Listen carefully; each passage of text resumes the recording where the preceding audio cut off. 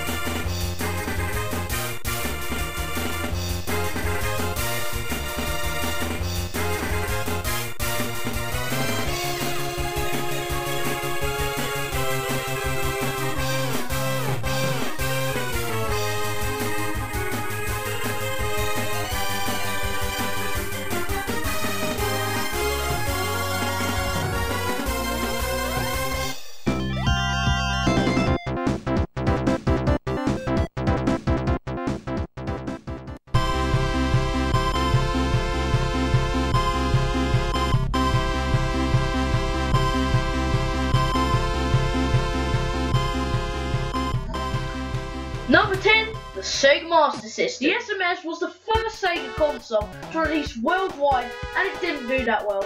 Sure, it sold more than the Atari 7800, but as there was a lack of a main mascot to support the system, apart from maybe Alex Kidd, it kind of failed and fell short to the NES. It was technically superior to the NES. Nintendo had exclusivity contracts with the most famous game companies at the time. Basically, if a company wanted to make a game for the NES, they would only be able to produce games on that system until the contract ran out. Meanwhile, they could only produce 5 games per year, and those games would get the Nintendo Seal of Approval. Nintendo Seal of Approval is still around today, but isn't exactly the same thing as it was before.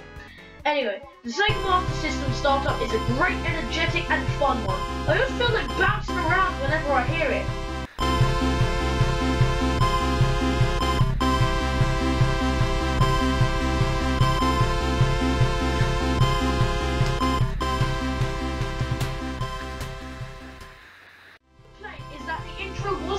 Over to worldwide systems, only in Japan, where the console was called the Mark III, as it was Sega's third Japanese console.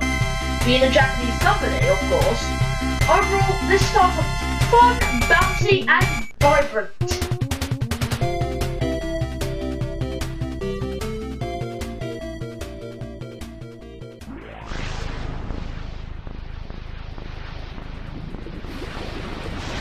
Number 9. The Xbox. The original Xbox is a marvellous system. I've only seen it once, and I was around my dad's best friend's house when I asked him if I can see if I can turn it on, and not surprisingly, it didn't work. Still, this console, from what I have heard, is based on a system. Seriously, the Xbox was the most powerful console of its generation. It also supported 720p, which was unheard of at the time. Seriously. In the end, the PS2 did have HD capabilities, but you needed an extra component, and it only worked for games like Gran Turismo 4. And actually, surprisingly, there were only 4 games that actually had the capability. Sadly, the GameCube didn't have HD capabilities, like it didn't have a certified, fully fleshed out gaming network like the Xbox with Xbox Live. PS2 definitely had internet, but the Xbox had brought it to the next level. First of all, stop major lag glitches, etc. Microsoft only allowed you to run Xbox Live, the name of the network obviously, with broadband internet, because the slowly dying dial-up internet can only have maximum speeds of 56 kilobits, although there were some consoles, like the Dreamcast and also the PS2, that could actually use dial-up internet to play against other people. Second of all, Microsoft made you pay a subscription fee for the service.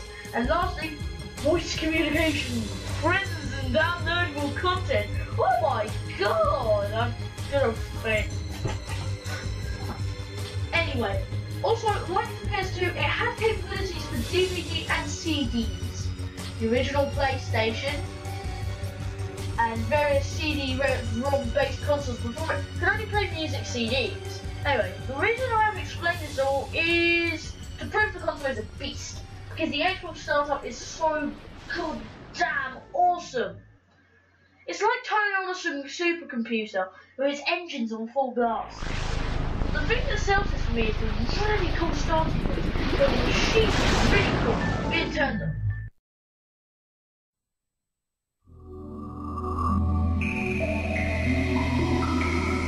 Number 8, the Dreamcast. Sega Dreamcast didn't do that well. In the year and a half, it only sold 10 million units, which is good as your competitor is the PS2. Anyway, the Dreamcast was discontinued before the second half of the main consoles of the generation were not even out. So, it meant less competition for the GameCube and Xbox. If only Sega had screwed up the CD, the 32X, and the Saturn, then they would still probably be making consoles nowadays. Unlike them now, the Dreamcast was a great system. It had dial-up and broadband capabilities, and internet that still works today with third-party companies. That's good. And also, it is still being supported today, technically. The game comes out of it every once in a while, so. It is a 128-bit console, and there are great games like Crazy Taxi, Jet Set Radio, Sonic Adventure, and the original predecessor to my favourite fighting game of all time, Soul Calibur.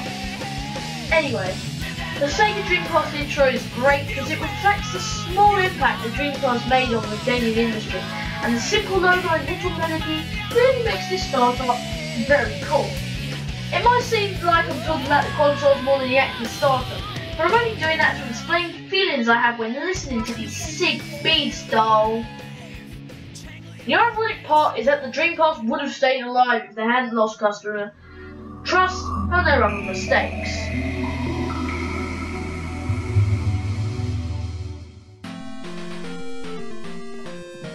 Number 7, the Famicom.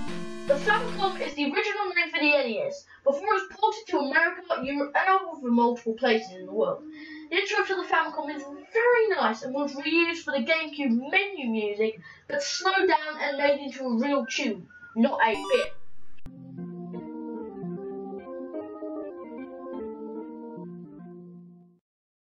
Overall, I think it captured the overall feel of the Famicom.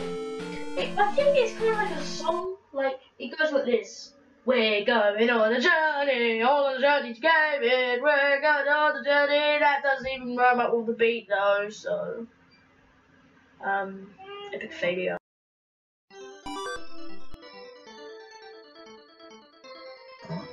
Number 6, and the Neo Geo. I've really wanted to talk about the Neo Geo for a long time, and it's a fantastic system released in 1990. It's a cartridge-based console, and the cartridge is so big that the AVGN made a joke about it. But really, the AVGN can make a joke on anything. Anyway, that's some fantastic ports of brilliant arcade games, and that's it. Also, the Neo Geo is the second longest supported console of all time. Despite having a big price tag, it was awesome. So let's have a look. Like most video game startup things, they're exclusively hard to describe, and this one is just impossible to describe apart from one aspect. As you can tell, I wasn't born in the 90s, but I played a lot of 90s games when I was younger. Tons of 90s shows and lots of 90s songs. And nowadays I research about video games, computers and operating systems, so I can relate to this bunch of stuff. The Neo Geo intro just gives me tons of nostalgia of the nostalgiful 90s. Also, I think it kind of gives off a feeling of a now realised legacy of the long-lasting console. Just find the console, play it and have a good time. Class dismissed.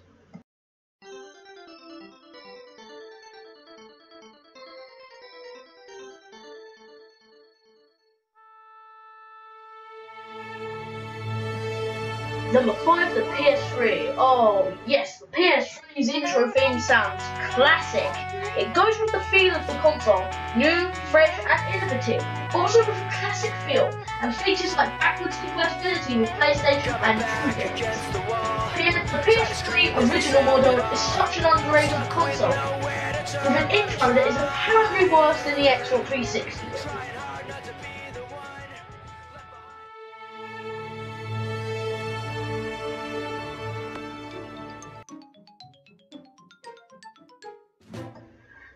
Number 4, the GameCube. The GameCube. Oh Lord, the GameCube. What a fantastic console with such fantastic games. Examples of games I have: Double Dash, The Witch's Mansion, Soul Calibur 2, Mario Power Tennis, Sonic Heroes, and finally, Need for Speed Underground. This console had... Racing fast speed! Yes, Nick. Yes, it did. The controller is without a doubt the best video game console of all time, apart from the SNES and Xbox 360. And I didn't mean to say video game console, I meant to say video game controllers. It's just because I don't know how to talk today. Anyway, the intro is so fantastic for many reasons. Firstly, I actually like the purple theme of the GameCube, and that's not because I haven't fully hit puberty yet, it's because I just like it. That was incorporated into the intro and is actually very good. Basically, the block bounces on the blocks and then bounces on the big blocks, and then the title says Nintendo GameCube. The music makes it though. It's fantastic and goes incredibly well. It is the best of the 6th generation music and was awesome. Sadly, the GameCube only lasted until 2007, but it left behind a behemoth of fantastic games. The third-party games were quite a lot of the time better on the GameCube in the early years, but after the release of Need for Speed Underground, which was actually a very good game. The only popular third-party games that the console really had were the Need for Speeds, although of course there were others, such as Tales of Symphonia and Final Fantasy Crystal Chronicles. Anyway, let's spend 1 minute to commemorate.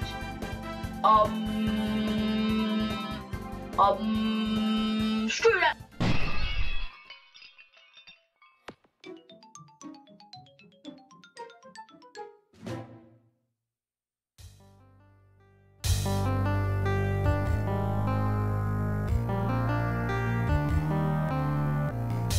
Number 3, Sega CD USA Model 2. The Sega CD had terrible games like Sonic CD, bear with me on that, I really don't like that game, and Night Trap, but good ones like the Terminator and Snatcher. The add-on cost a lot and you already had to have a Mega Drive to play the games. Also, you had to get Model 1 for the superior version of the Mega Drive, Model 1, and Model 2 for the not as good Mega Drive Model 2. And the Sega CD Model 2 is better than the Sega CD Model 1. It's smaller, it's top-loaded, and has a fantastic intro. Space! So yeah, I love the theme tune because it sounds so mid-90s, even though it was released in 1993, which I consider late early 90s. Yeah, did that really justify my point? I don't think it did. No, I love it. Sadly, despite the fantastic theme tune and some good games, it was one of the first and main reasons that Sega stopped making consoles, which is inexcusable, so I automatically have to hate the system. Darth Vader.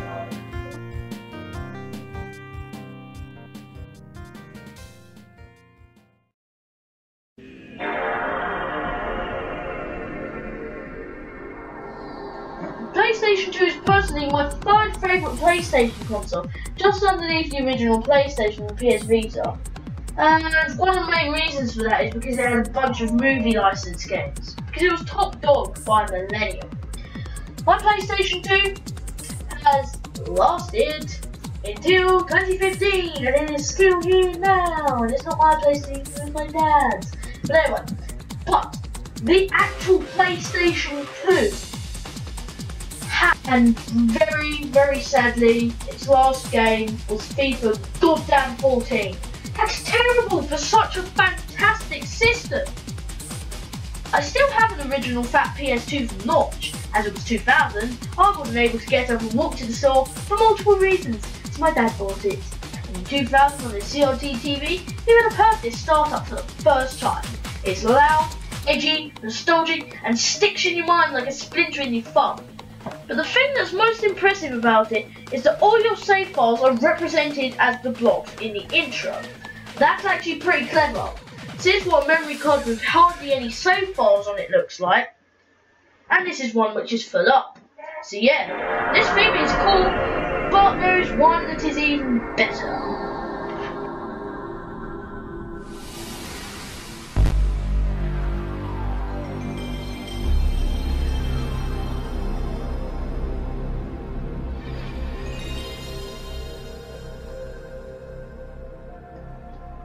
Number 1, PlayStation.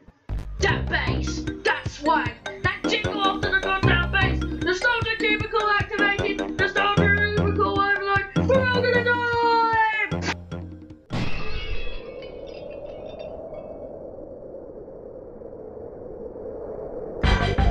Hey dudes, That Dude with Sunglasses here. I hope you enjoyed the first video of That Dude with Sunglasses Season 2. If you liked it, then please keep supporting me and keep watching my videos because that will really help. You don't have to, but it will help for me.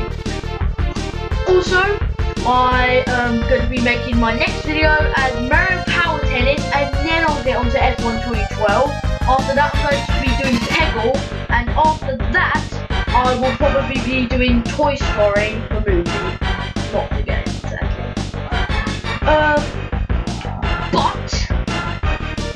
I want you guys to watch Rinku Gaming. He has some awesome Let's Plays and stuff coming out on his channel, which is pretty awesome. So, yeah.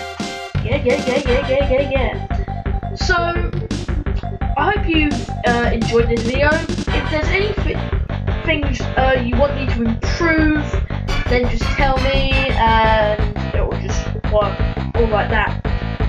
So, just get used to using Adobe. Adobe is a terrible editing system, but I'm going to use it for this video because Mario Power Tennis is widescreen, and even if it wasn't, yeah, I don't have any really recording software to use, so I would have to just point it at the TV, so it'd still be widescreen technically, but I think it would look a lot better if it was in and then it had like the little blocks down the side, which you have seen in this video hopefully, and F1 2013 is also widescreen. What else? Peggle's widescreen. And Toy Story is widescreen as well. And then after that, I want to do some other videos like Mario Kart 7, Christmas Eve, Super Smash Bros, and pickups in between Christmas Eve and New Year's. Flash games, Christmas Flash games, and also I also want to do Wipeout after Toy Story. So anyway, thanks so much for watching, guys. I appreciate you watching this video and helping me out. Thanks very much for watching. This isn't usually my style video, and I don't usually like to do two talks. So anyway, thanks very much for watching, guys. Peace the hell out.